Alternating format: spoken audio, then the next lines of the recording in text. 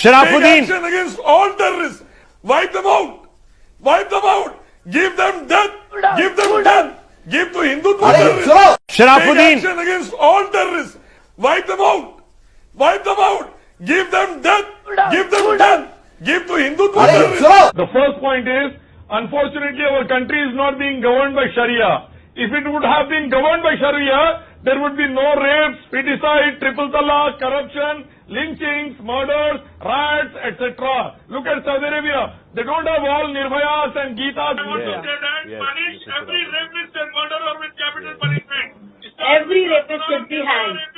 That's the bottom line. Then only our daughters will be safe. Every Indian daughter should be protected.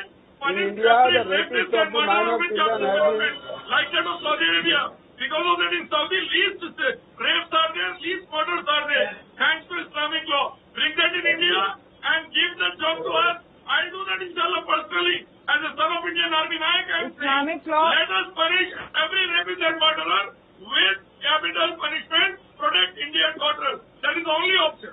A rapist Chinmay Anand should be hanged on the crossroad. BJP RSS Guru and member of parliament of BJP. The worst kind of rapist India had ever seen. 1 second. 73-year-old rapist of BJP union minister. He should be hanged on the crossroad. Okay. Hold on. See, our constitution keeps on amending based upon the requirements and based upon the timings.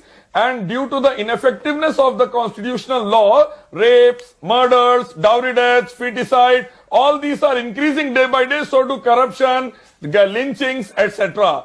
Hence, we should have a law which is unchanged, perfect, flawless, up to the mark and standard, and that is given So by you our are saying Creator, the Allah Subhanahu wa Ta'ala, Constitution is for the the whole of problem humanity. in our entire legal Implemented system? in Saudi Arabia, best for all.